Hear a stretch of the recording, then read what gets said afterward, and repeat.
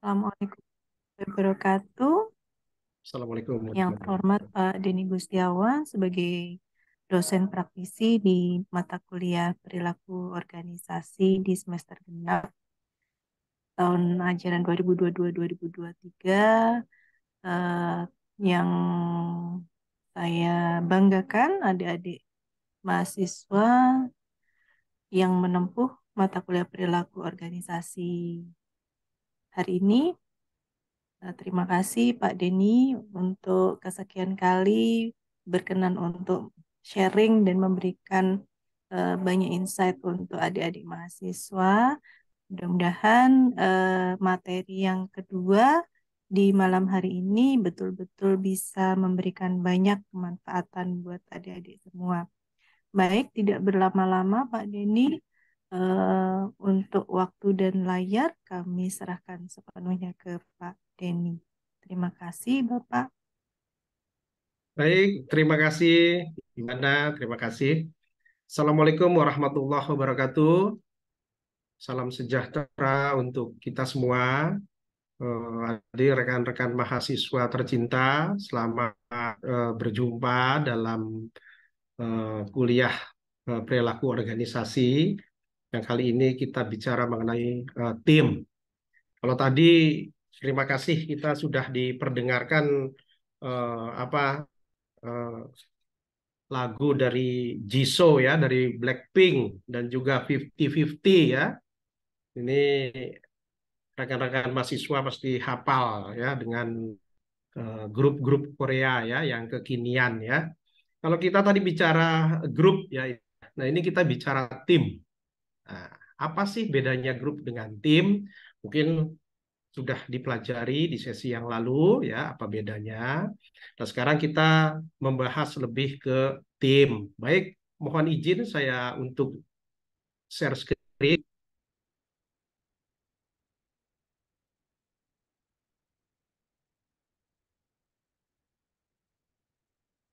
Apa sudah tampak? Sudah Bapak? Baik.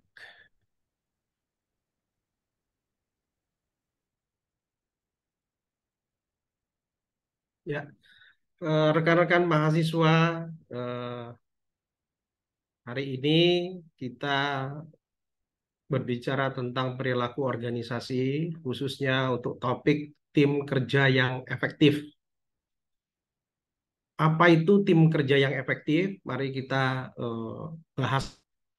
Harap eh, rekan-rekan mahasiswa juga nanti kita melakukan sesi tanya jawab ya di akhir perkuliahan ini, sehingga nanti mungkin lebih ke eh, dunia praktisi, lebih ke arah apa yang sebenarnya yang dilakukan oleh para praktisi di dunia kerja untuk membina tim kerja yang efektif.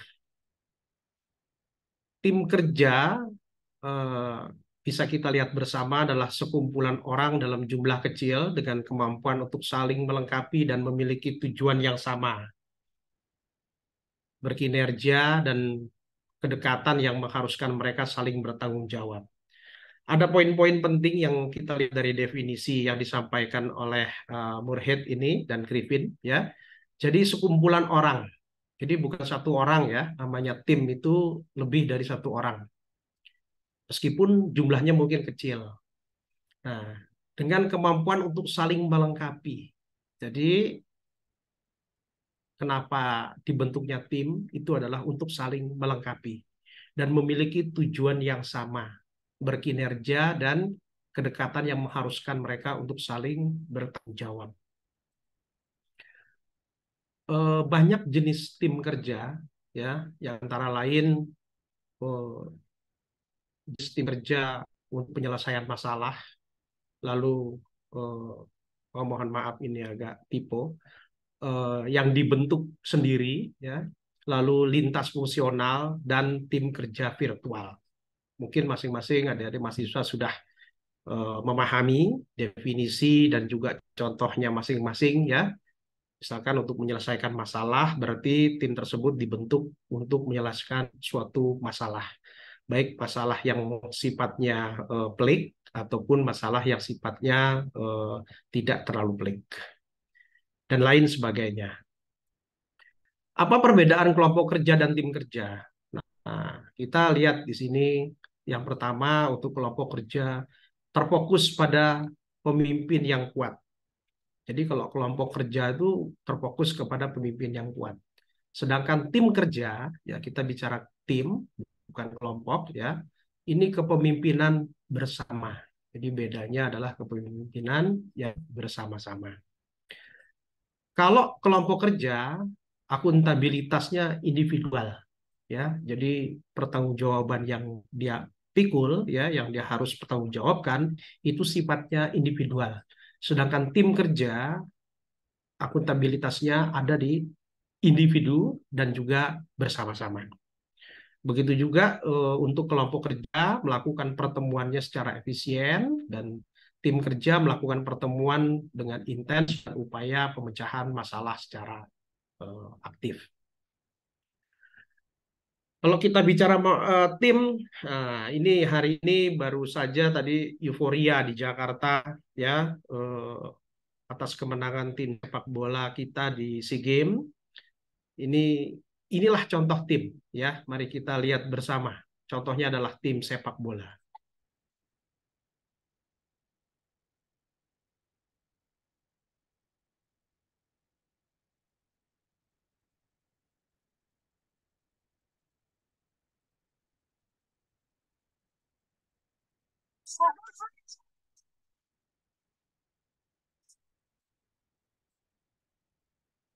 Ya, itu contohnya. Kalau kita bicara tim, ya ingat aja tim sepak bola. Seperti itu. Lalu tim kerja yang efektif yang bagaimana, Pak? Nah, kita bicara sekarang mulai ke arah dalam lebih mendalam. Tim kerja yang efektif. Tim kerja yang efektif, pertama-tama tim tersebut harus punya visi misi yang jelas. Visinya jelas, misinya jelas, ya, arah tujuannya jelas. Lalu tim tersebut juga harus kreatif dan terdiri dari orang-orang yang sangat kreatif. Lalu tim tersebut juga fokus pada hasil, ya. Tim hanya bicara, hanya berkonsentrasi terhadap hasil. Lalu tim tersebut juga jelas peran dan tanggung jawab masing-masing. Kalau tadi kita lihat sepak bola, ya, penyerang jelas dia sebagai penyerang, ya, bagian belakang, back dia jelas sebagai back, juga mungkin penjaga gawang, dia betul-betul penjaga gawang, tidak kebobolan seperti itu ya. Lalu terorganisir dengan baik. Artinya kalau tadi kita lihat padu sangat solid sekali ya, tim sepak bola saja itu terorganisir dengan baik, apalagi sebuah organisasi atau perusahaan ya, itu harus mempunyai tim yang terorganisasi dengan baik dan punya ya, meskipun mereka bekerja secara tim tapi mereka masing-masing individunya itu mempunyai kekuatan individu. Lalu saling mendukung ya, tidak ada tim yang bergerak sendiri melenceng ke berbagai arah dengan tujuan masing-masing, tidak ada. Jadi tim itu saling mendukung ya, bersinergi. Lalu menjaga apa namanya iklim tim ya. Jadi iklim tim itu harus dijaga, motivasi tim harus dijaga ya. Jadi sangat menjaga marwah tim itu sendiri. Lalu menyelesaikan ketidaksepakatan. Kalau Anda menjadi anggota tim, Anda juga harus bisa menyelesaikan ketidaksepakatan. Jangan satu sama lain tidak sepakat, padahal Anda dalam satu tim. Lalu berkomunikasi secara terbuka. Artinya apa? Artinya tidak menutup-nutupi apapun yang sekiranya harus diketahui oleh tim. Terbuka saja. Jadi lebih transparan, lebih terbuka itu lebih bagus. Lalu membuat keputusan secara objektif. Ya, kita sama-sama tahu bahwa yang namanya tim kita harus membuat keputusan yang objektif, ya. Jangan berdasarkan hal-hal yang subjektif. Lalu mengevaluasi diri. Nah, tim yang sudah menang seperti di SEA Games kemarin juga harus mengevaluasi diri. Apa kekurangan kami, apa kekurangan saya, apa kekurangan tim ini, sehingga kita menjadi tim yang lebih. Nah, kalau bicara soal tim, berarti kita juga bicara mengenai strategi. Tidak ada tim yang bergerak. Apa itu Pak strategi yang dilaksanakan? Nah, ini contohnya ya. Kalau kita baca buku Thomas Whelan, kita tahu manajemen strategi ya. Di sana kita mendapatkan gambaran bahwa sebelum kita menerapkan sebuah strategi, kita harus memindai, scanning dulu, kita harus tahu dulu, tahu apa? Tahu apa yang akan kita tahu kekuatan kita tahu kelemahan kita, ya. Lalu apa yang menjadi keunggulan kita dan kelemahan kita, ya, seperti apa SWOT kita, ya, seperti itu. Lalu setelah scanning, kita membuat sebuah strategi formula, ya. Jadi apa ini kira-kira yang menjadi keunggulan kita, dan keunggulan ini bisa dimanfaatkan, diformulasikan untuk mencapai sasaran, seperti itu. Strategi yang diformulasi itu tidak mungkin jalan tanpa pengimplementasian. Ya, kita harus menerapkan strategi tersebut. Kita harus menjalankan strategi tersebut. Dan terakhir, kita juga harus mengevaluasi, ya, dan mengendalikan apa yang menjadi strategi kita. Begitu seterusnya agar tujuan dari tim tercapai. Kita bicara tentang tim, kita juga bicara tentang kepemimpinan di dalam tim. Lalu kita juga bicara tentang kolaborasi, ya. Kalau kita bicara leadership, berarti kita bicara mengenai masalah pengambilan keputusan, kita bicara mengenai kesempatan, teamwork, kreatif, motivasi tim, ya, ambisi tim, visi tim, strategi tim, dan lain sebagainya. Seperti itu. Selanjutnya, kita juga belajar dari Kans, ya. Ini ada ini perlu kita ketahui ketika kita membahas tim, agar kenapa? Agar tidak salah, ya. Ketika tim terdiri dari executive managers,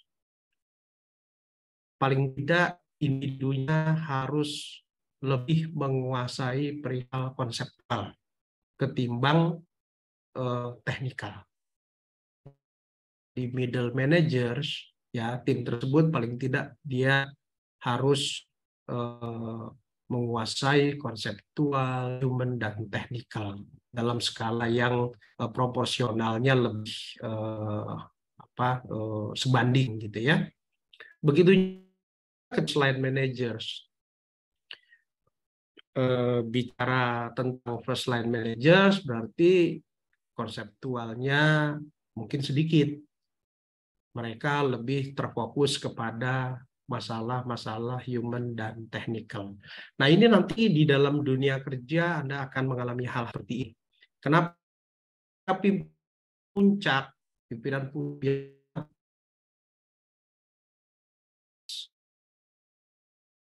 mengetahui, paham cara mengenai teknis,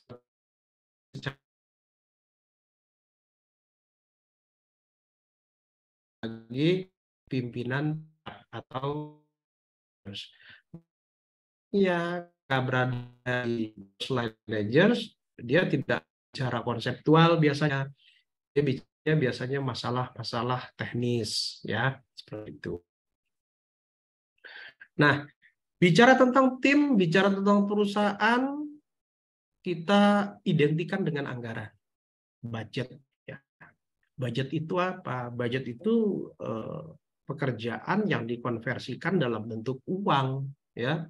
Tanpa uang tidak mungkin tim bisa jalan, perusahaan bisa jalan, bisa melaksanakan tugas dengan baik dan benar, mencapai tujuan atau goal perusahaan.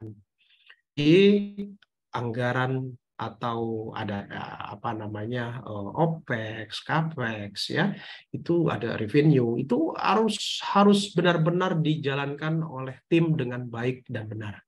Jadi tim yang bagus adalah tim yang taat terhadap anggaran. Karena tadi seperti saya sebutkan, anggaran itu sejatinya adalah pekerjaan yang dikonversikan dalam bentuk uang, seperti itu.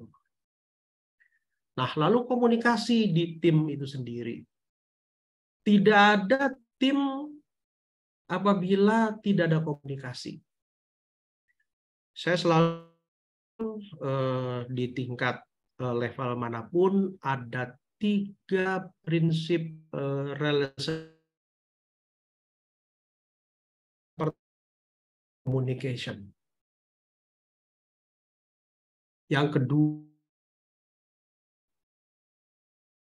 ya, hormat menghormati, ya, saling menghormati, jaga namanya perasaan, ya. Lalu yang ketiga adalah trust. Nah, ini tiga-tiganya ini tolong dipegang oleh adik-adik, rekan-rekan mahasiswa, ya. Ketika ada dealing with people, 3 unsur itu wajib, ya. Yang sedang PDKT dengan pacarnya, ya. Tidak ada relationship tanpa komunikasi.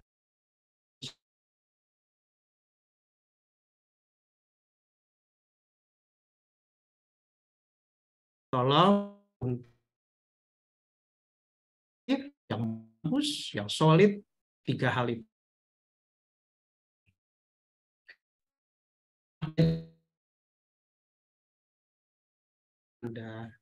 Anda di titik sebagai mahasiswa B itu karena Anda mempunyai manajemen waktu yang baik. Tanpa Anda mempunyai manajemen waktu baik, Anda mungkin tidak sampai di level seperti sekarang. Begitu juga nanti ketika Anda ada di dalam sebuah tim, atau Anda masuk ke sebuah institusi, Anda masuk ke dalam suatu perusahaan. Sebaiknya, seyogianya, ya, atau wajib malah, ya, manajemen waktu ini Anda pegang, ya. Juga Anda sudah mulai membiasakan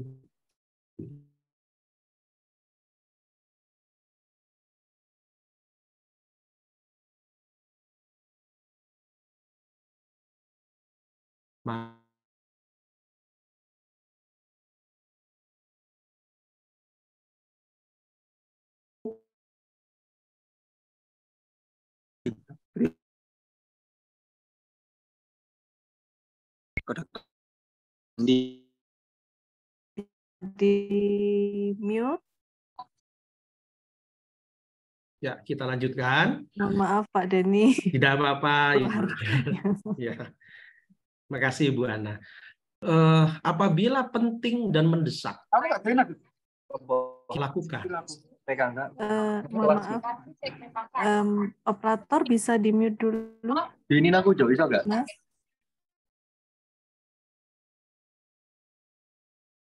Ya, terima kasih.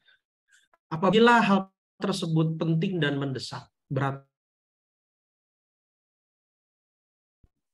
Ini pekerjaan Pak, ini mendesak sekali Pak. Kalau tidak, nanti customer-nya akan komplain. Nah, itu wajib, ya.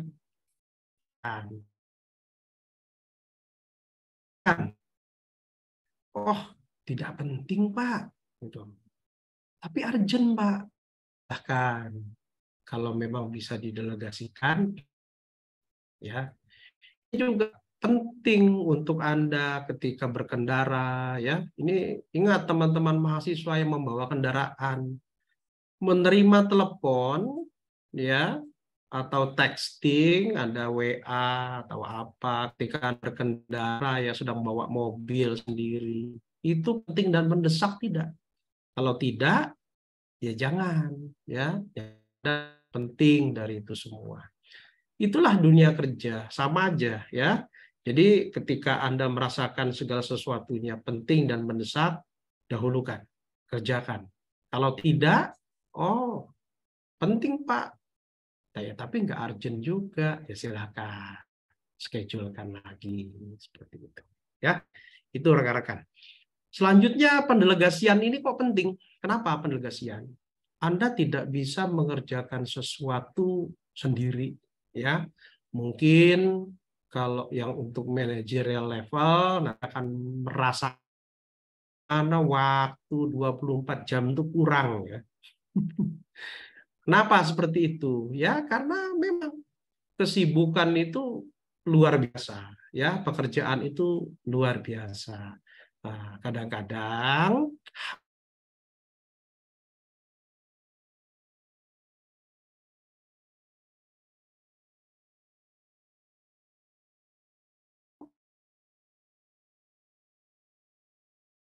tapi paling tidak Anda harus tahu tugas dan tanggung jawab yang disampaikan orang yang Anda delegasikan agar jelas, ya. Kalau apa tanggung jawab tersebut. Begitu juga nanti setelah pelaksanaan, ya. Mungkin Anda review lagi, mungkin Anda perjelas lagi mana yang menjadi kendala-kendala dan untuk proses belajar yang bersangkutan, ya seperti itu. Selanjutnya, pendisiplinan di dalam tim, mau tidak mau, suka tidak suka,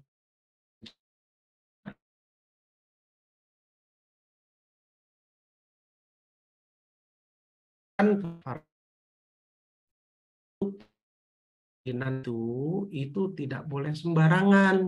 Kenapa? Yang pertama, misalkan menegur, ya. Menegur itu tidak di depan umum, tidak di depan khalayak, juga tidak meninggikan suara, ya. Atau sampai marah-marah atau mencaci maki, itu tidak boleh. Lalu harus paham mengapa masalah terjadi. Dengan memahami masalah, kenapa masalah tersebut terjadi, mungkin pengambilan keputusan dalam pendisiplinannya akan berbeda dan cara pendekatannya juga akan berbeda. Nah, diskusikan hal yang seharusnya, bukan hal yang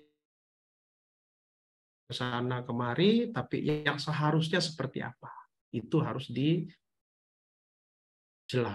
ya, untuk pendisiplinan. Fokus pada kesalahan orang dan underestimate terhadap seseorang, kita fokus kepada kesalahan orang tersebut dan kita ingin mendisiplinkan orang tersebut. Mungkin saya tambahkan lagi satu, ya. Satu kartu kuning hanya untuk satu kesalahan. Artinya gini, kalau ada tim Anda, ya, staf Anda yang melakukan kesalahan, jangan bertubi-tubi disalahkan lagi. Anda nih salah, padahal kesalahan itu pernah dibicarakan. Anda melulu, Anda salah, oh jangan. Ya, seperti itu. Selanjutnya, pendisiplinan juga dalam pengkomunikasiannya. Sambil contoh begini. Kalau Anda sebagai pemimpin nanti, ya, di dalam sebuah perusahaan memanggil anggota tim Anda ke ruangan Anda, yang pertama harus dibicarakan adalah masalah personal. Touch dulu dia dengan masalah personal. Ya, misalkan kita panggil Pak Badu. Pak Badu, apa kabar?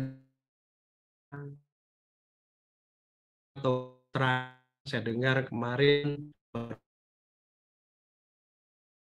apa dan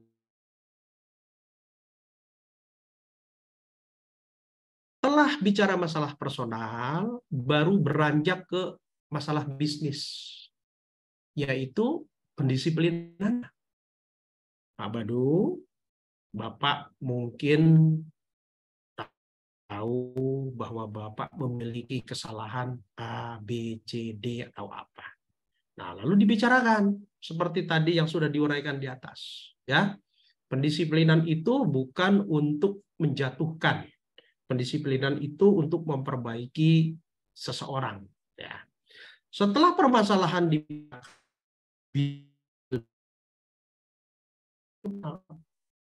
kembalikan lagi, tutup pembicaraan Anda dengan personal. Ya, oke, Pak Badu. Ya, mudah-mudahan hal ini cukup sampai di sini, tidak terjadi lagi. Bapak sehat-sehat ya, oke. Nggak ada masalah kan Pak dalam bekerja atau apa? Nah, kembali lagi personal. Tutup dengan personal. Nah, pendisiplinan itu seperti itu. Jadi ada kiat-kiat khususnya. Jadi personal, bisnis personal. Jadi tidak boleh anggota tim Anda datang, Anda marah-marah, Anda gebrak meja, langsung saya kasih surat peringatan. Waduh, saya kasih surat cinta. Waduh, jangan ya. Jadi ada trik-triknya seperti itu tadi ya. Bisnis personal. Selanjutnya, nah ini isu budaya. Kita belajar perilaku organisasi, tapi kita juga belajar juga budaya organisasi ya, tentang budaya kerja internasional. Ketika tim Anda dalam suatu budaya kerja yang mungkin berbeda dari tim Anda yang dulu, Anda juga harus tahu.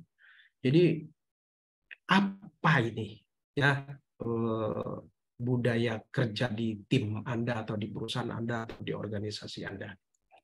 Contohnya misalkan budaya klan ya. Nah, ini organisasi yang menerapkan sistem mentorship. Dia menerapkan sistem mentorship. Dia menerapkan sistem yang sifatnya teamwork. Dia menerapkan sistem yang adil. Biasanya musyawarah mufakat gitu ya. Biasanya juga komunikasi terbuka. Nah, kalau Anda ada di dalam sebuah organisasi dengan budaya klan seperti ini enak sekali, enak sekali. Anda langsung secara lugas menerapkan musyawarah mufakat gitu ya, komunikasi yang terbuka ya, ada juga teamwork dan lain sebagainya. Nah, bagaimana dengan budaya yang lain? Contohnya budaya adorasi. Nah, ini kalau budaya adorasi itu budaya-budaya yang mengedepan. Contohnya kalau Anda masuk Google gitu ya, Anda masuk mungkin apa namanya ChatGPT ya, atau Anda masuk perusahaan-perusahaan yang berhubungan dengan inovasi-inovasi ya, ya di situ Anda mengedepankannya inovasi. Inovasi, orang-orangnya inovasi, orang-orangnya kreatif, orang-orangnya fleksibel bahkan masuk kerjanya pun fleksibel ya. Kalau biasanya mungkin orang kerja masuk jam setengah 9 ya rata-rata ya kalau di Jakarta. Setengah 9, pulang jam setengah 6. Di perusahaan yang adorasi perusahaan ini fleksibel. Dia masuk berapa saja, terserah. Yang penting Anda produktif, yang penting kinerja Anda yang dilihat, yang penting inovasi Anda yang dilihat, kreativitas Anda yang dilihat. Ada seperti itu. Ya. Nah, jadi juga nih salah masuk mungkin ya. Nah, jadi kalau anak-anak muda zaman sekarang nih sukanya di perusahaan dengan budaya adorasi nih seperti ini ya. Lalu budaya market. Nah, kalau budaya market ini agak kaku ya. Dia biasanya mengedepankan konsumen. Karena market ya, karena pasar ya. Jadi mengedepankan konsumen. Konsumen itu adalah yang nomor satu ya, karyawan nomor sekian. ya seperti itu. Nah, tapi jangan salah, budaya market ini budaya yang mengedepankan kompetisi di dalam kekaryawanannya, ya. Target, oke, target pemasaran sekian, ya, target pemasaran sekian sekian, nah itu, ya. Juga update terus, biar dia terus market. Nah, selalu tahu terhadap kompetitor. Wah, kompetitornya seperti ini, maka dia harus seperti ini, gitu ya. Ya memang burnout di perusahaan dengan budaya market yang burnout, ya. Selanjutnya hierarki yang menjadi apa namanya, kalau hierarki itu biasanya gaya itu gaya kepemimpinan, apa namanya, from top to bottom, dari atas ke bawah, ya. Biasanya jarang di budaya hierarki itu orang mengusulkan dari level bawah, ya, dari staff mengusulkan ke supervisor, supervisor mengusulkan ke itu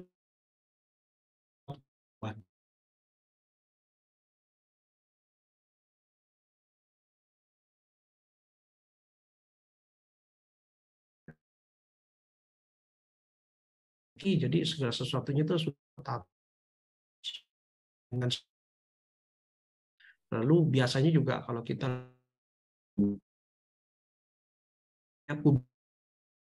sekat, ya, seperti itu, aman,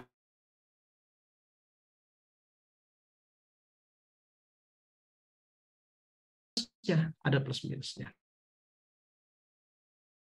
Gambaran kalau kita mengenai tim yang efektif di sebuah apa namanya, organisasi perusahaan yang mana memang agak rumit, ya, karena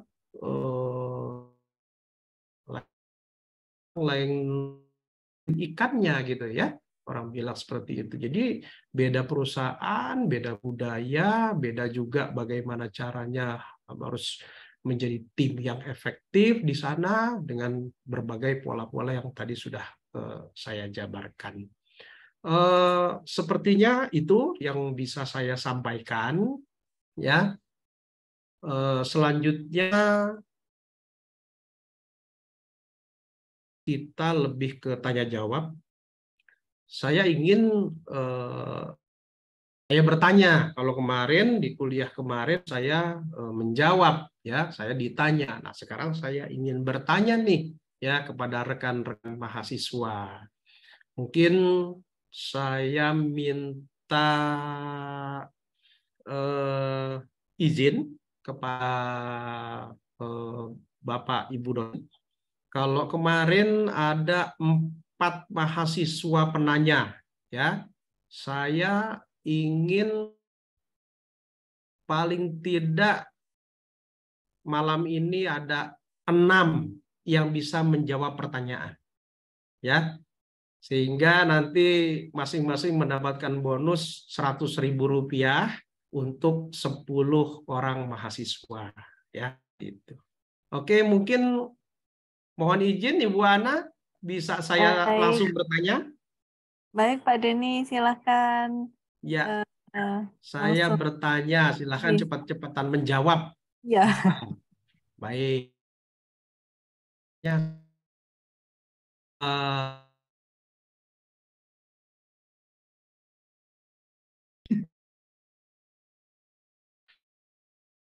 coba mana aja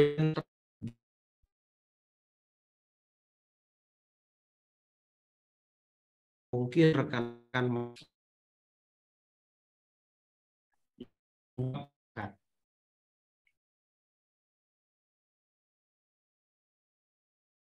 nah, terkait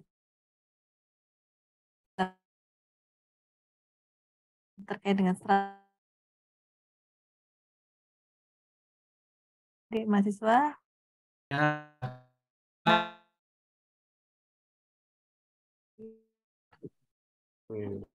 Mbak Yohana kemarin bertanya nggak kuliah?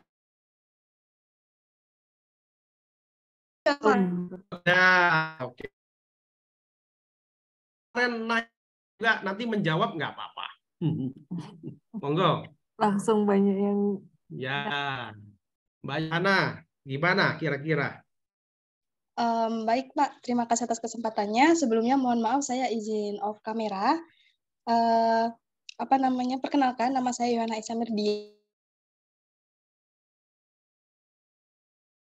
Oh, di sini saya ingin menjawab salah satu poin yang sedikit relate dengan keadaan saat ini. Jadi kan saat ini saya aktif di organisasi dan seperti halnya di organisasi kan banyak banyak masalah-masalah kerja lah, Pak. Nah, yang saya ingat terkait pendisiplinan tadi, bagaimana cara kita mendisiplinkan karya atau staff kita gitu dengan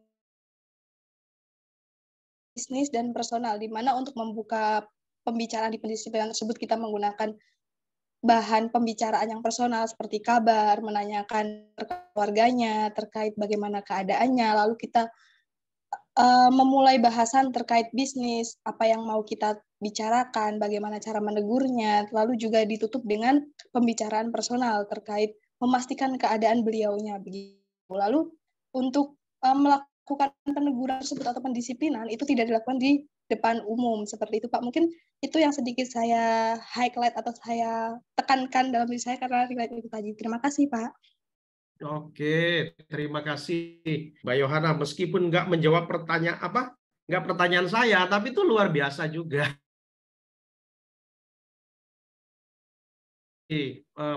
Tidak untuk Anda di apa namanya kan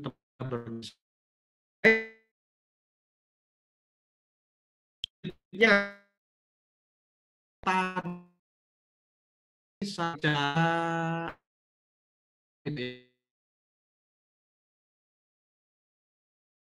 pertanyaan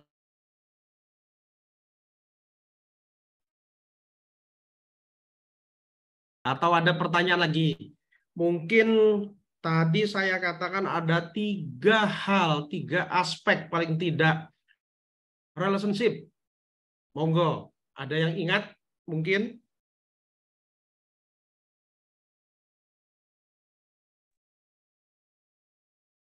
sudah ada 2 yang Oh ya, Mbak Mentari.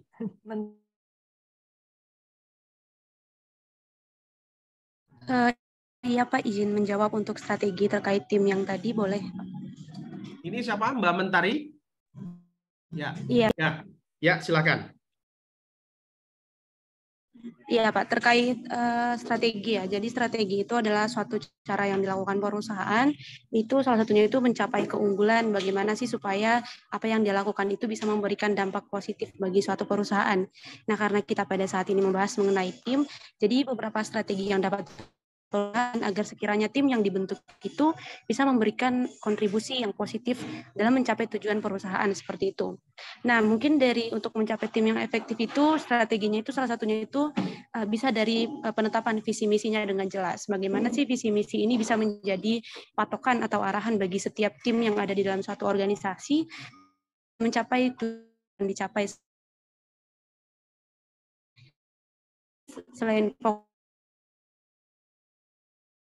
juga perlu melakukan dan mengikuti setiap proses yang ada itu secara terorganisir, karena pada dasarnya jika terlalu ambisius pada hasil terkadang sehingga itu tidak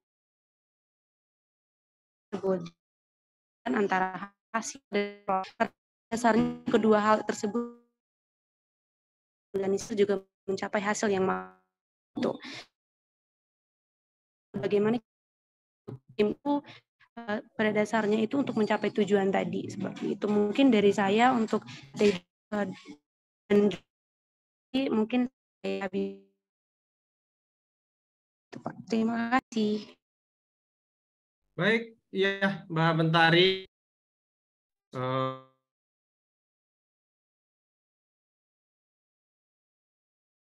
paparan Anda.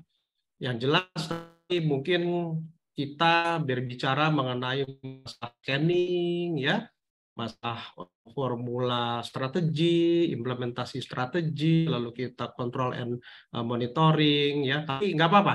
Apa yang tadi disampaikan oleh Mbak Mentari paling tidak sudah termasuk di dalamnya. Oke, terima kasih. Selanjutnya mungkin Mas Naufal.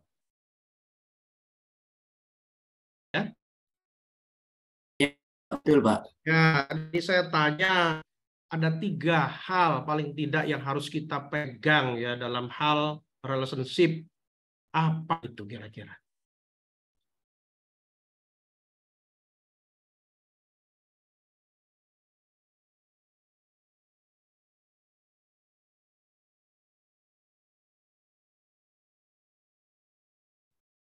Mohon maaf, Pak, ini pertanyaannya bukan yang implementasi strategi itu ya?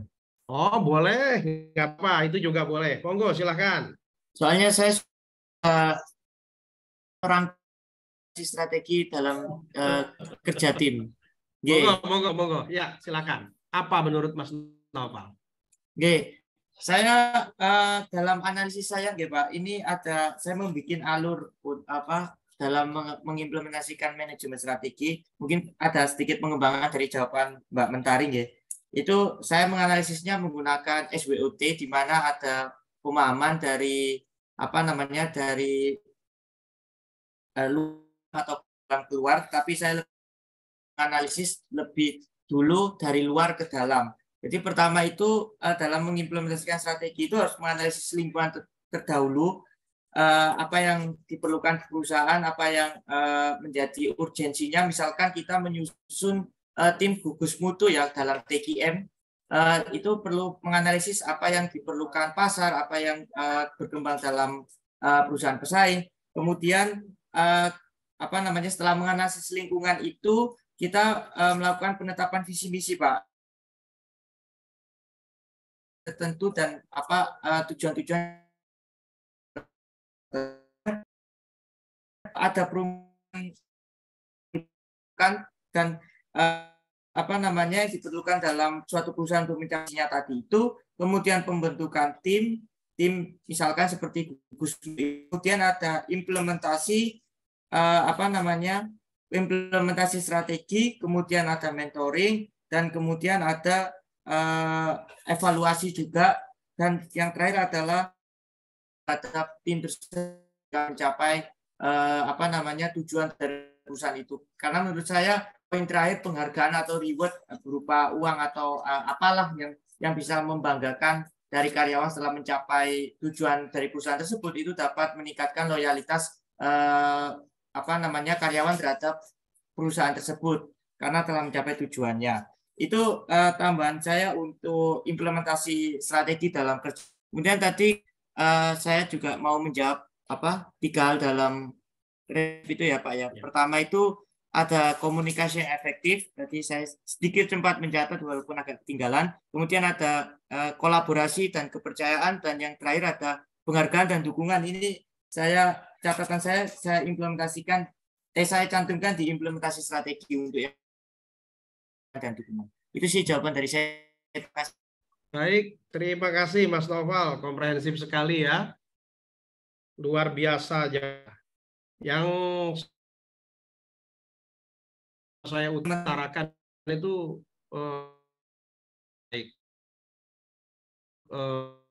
evaluasinya itu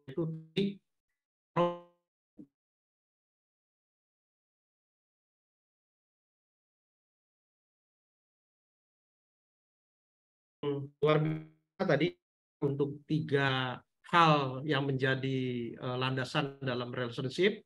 Yang pertama adalah komunikasi, ya. Yang kedua adalah respect, yang ketiga adalah trust. Ya, betul. Terima kasih Mas Naufal. Luar biasa. Yang keempat, mungkin bertanya mengenai, kalau tadi kita bahas mengenai budaya klan, budaya adorasi, ya, budaya market dan budaya hierarki. Masih ada yang kira klan itu budaya apa ya? Budaya yang bagaimana ya? Coba rekan-rekan mahasiswa, coba budaya klan seperti apa tadi? Ciri-cirinya seperti apa tadi?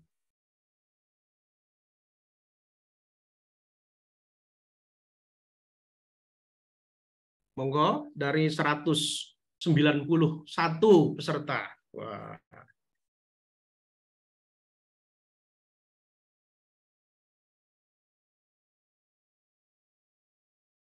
Ya. Apa ini? Salsabilah. Monggo. Baik, Bapak. Terima kasih kesempatannya. Sebelumnya saya mohon maaf untuk tidak bisa on cam karena saya sedang ada Zoom juga di lain, jadi agak lemot jika on cam. Baik, terima kasih. Tadi budaya kerja itu ada 4 ya Pak, klan, adorasi, market, dan hierarkikal. Nah, dari penjelasan Bapak mengenai budaya klan yang saya tangkap itu budaya kerja yang mengutamakan kepentingan kelompok dan rasa kekeluargaan di dalamnya, berbeda dengan market yang mengutamakan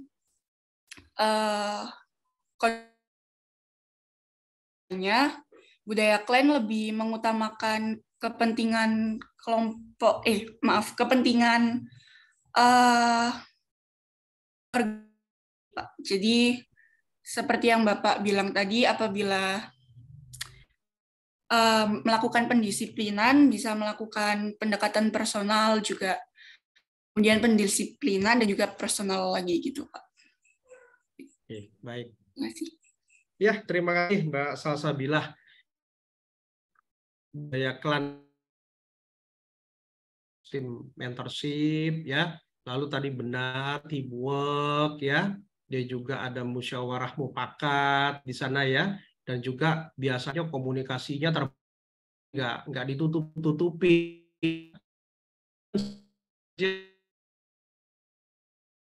Komunikasi secara terbuka. Baik, terima kasih Mbak Salsabilah. Mungkin pertanyaan berikutnya ya. Pertanyaan berikutnya. Nah, ini mungkin bisa dijawab nih, gampang ya. Member NCT itu berapa orang ya?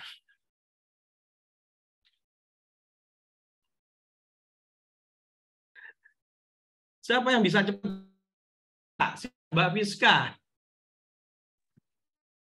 Izin menjawab Pak, mohon maaf sebelumnya on cam karena sedang triple device. Ya, nggak apa-apa.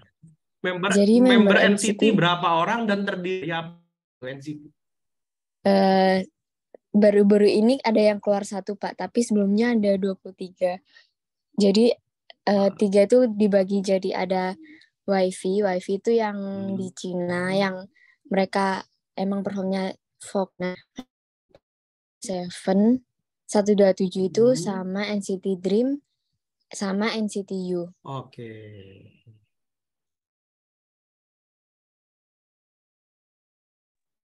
Gimana Pak? Jadi berapa orang tadi? Kalau buat saya masih 22 orang. Ya?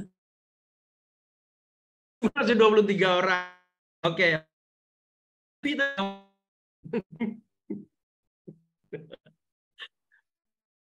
Biasa. Ini terima kasih banyak. Oke, sudah terjawab ya. Jadi gini, hal-hal apapun yang di luar sana yang sifatnya baru ya, baik itu grup, kelompok, apapun, itu tidak salah ya. Itu tidak salah. Bahkan itu menjadi khasanah buat Anda berorganisasi. Oh, begini toh caranya berorganisasi. Kalau tadi dikatakan ada apa namanya tuh NCT Dream, NCT apa WiFi, ada apa lagi NCT 127. Kok bisa ya seperti itu? Kok bisa ya ada yang di Korea Selatan, dan di Cina gitu ya. Kok bisa ya? Bagaimana manajemennya seperti itu? Nah, ini patut Anda pelajari ya. Patut Anda mengerti. Lalu kenapa kok bisa kompak seperti itu gitu ya? Lalu apa peranan masing-masing kelompoknya? Peranan Duyung seperti apa? Duyung ya. Duyung. Baik, mungkin pertanyaan lain nih. Ini agak pertanyaan serius sedikit. Nah, saya mau tanya tentang bagaimana menurut Anda, dan ini bebas, jangan takut dengan Ibu Anda, ya, kuliah perilaku organisasi di UB, karena saya juga mahasiswa UB, ya, jadi saya tahu bagaimana enaknya kuliah di UB, bagaimana kuliah perilaku organisasi di UB, menurut Anda, bebas, jangan takut Ibu Ana, gitu ya. Fungsinya apa, gunanya, dan perubahan apa yang berbeda dari sebelum kuliah sampai dengan setelah kuliah perilaku organisasi. Monggo, Mas Rafael ya, monggo. Sebelumnya apakah suara saya masuk, Pak? Masuk, silakan. Ya. Ya. Sebelumnya mohon maaf saya off cam karena lagi Tidak apa-apa, ya. Nah, jadi mungkin bagaimana kelas perilaku organisasi yang saya alami, mungkin lebih ini Pak, mungkin materi-materi yang saya terima itu lebih bisa saya implementasikan karena kebetulan saya sendiri sekarang jadi salah satu pengurus di Ormawa yang ada di ilmu yang ada di kelas perilaku organisasi ini itu cocok Pak untuk saya implementasikan. Contohnya kemarin misal penentuan apa ya, bisa kita menggunakan leadership yang seperti apa, misalnya humanis atau yang tegas seperti itu Pak. Jadi beberapa materinya emang itu relevan sekali dengan apa yang harus saya lakukan ketika saya menjadi seorang pemimpin seperti itu Pak. Terima kasih. Baik, ini bukan karena Ibu Ana ya? Bukan Pak. Oke, jadi Mas Rafael ini fakta loh ya, bahwa yang namanya belajar perilaku organisasi itu luar biasa. Terutama mulai menjadi organisatoris dan insya Allah nanti di selesai kuliah menjadi pemimpin-pemimpin di perusahaan. Jadi modal utamanya adalah memang adalah belajar organisasi. Sudah 1, 2, 3, 4, 5, 6 dengan teman-teman kemarin berarti sudah genap 10. Saya sudah masing-masing Rp1.000 ya. Nanti silahkan menghubungi saya langsung di nomor 0877. Silahkan dicatat 087 308 1972. Silahkan sebutkan nama Anda ya, dan nanti mendapatkan bonus ya Rp100.000. Nah, teman siswa mungkin waktu juga ya yang sudah harus kita perhitungkan karena bukan larut malam ya. Kalau yang larut itu biasanya gula ya di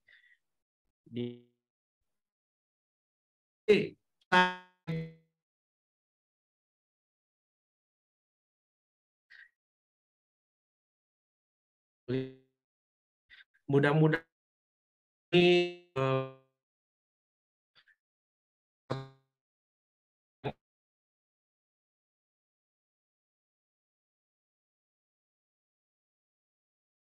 sebagai organisasi baik. Terima kasih kepada Ibu Ana. Assalamualaikum warahmatullahi wabarakatuh.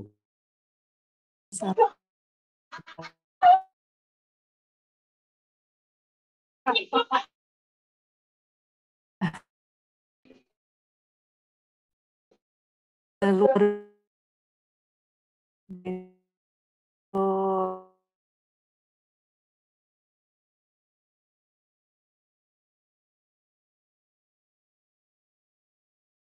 Benar,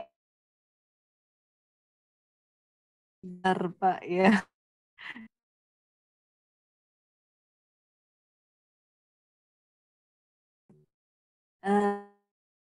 Los untuk jasa ini terus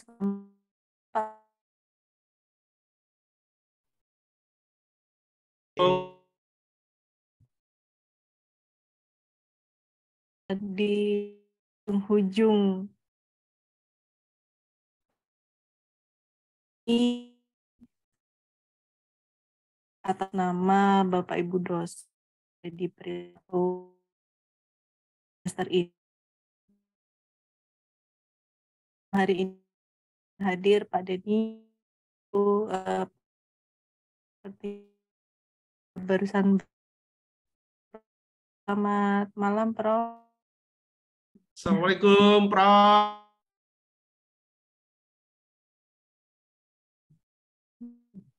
Lalu hadir di malam hari ini. Mudah-mudahan apa yang sudah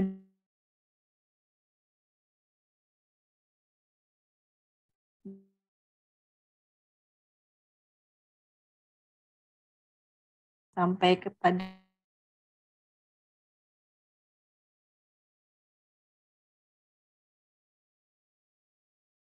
kita mengambil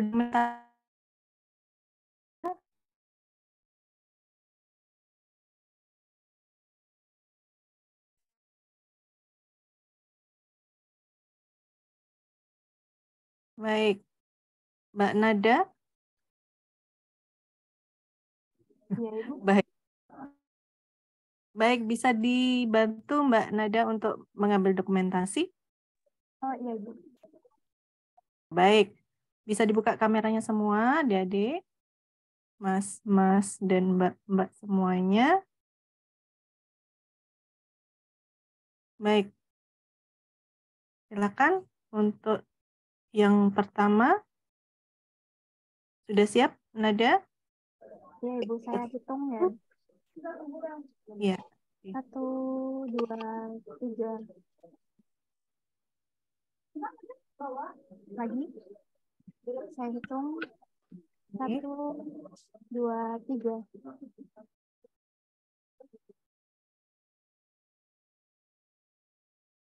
Sudah, Mbak Nada? Ada 2, Ibu, mau lagi? Ganti gaya mungkin? Ya. Bentar, ini sudah ada slide. Bentar, satu lagi mungkin. Satu lagi, Mbak Nada? Baik, Bu, saya hitung. 1, 2, 3. Ya. Baik, terima kasih Mbak Nada dan adik-adik semuanya. Terima kasih Pak Denny, terima kasih Prof. Armanu, Pak. Ya, kami atas nama Departemen dan juga Bapak Ibu dosen menyampaikan banyak terima kasih kepada Pak Denny atas kuliah praktisi di malam hari ini. Kami mohon maaf apabila ada kekurangan, ada kesalahan ya, mungkin tadi ada kata-kata yang mungkin masuk yang kurang berkenan, kami mohon maaf Pak Denny. Baik, mungkin ada yang mau disampaikan Prof. Armanu sebelum kami tutup? Ya, kami mewakili dari tim. Terima kasih Pak Denny Gustiawan. Mudah-mudahan apa yang disampaikan dari minggu yang lalu sampai malam ini bermanfaat, berguna, khususnya bagi adik-adik yang menempuh mata kuliah perilaku keorganisasian, dan juga kami selaku pengampu mata kuliah akan bisa mengembangkan apa yang pengalaman dari Bapak Denny Gustiawan selama dalam praktek bisnis. Kita bertemu lagi insya Allah di waktu yang akan datang. Terima kasih. Amin, Prof. Terima kasih Prof. Armanu. Pak Agung, ada yang mau disampaikan Pak Agung? Ya, sampun Ibu. Baik, terima kasih Pak Agung, Prof, Pak Denny, terima kasih semuanya. Insya Allah di semester yang akan datang masih berkenan lagi mungkin dalam semangat yang lebih lagi ya Pak Dendi. Siap, amin. Terima kasih. Mungkin di materi yang berbeda atau kesempatan yang berbeda. Terima kasih semuanya. Kami akhiri. Wassalamualaikum warahmatullahi wabarakatuh dan selamat malam.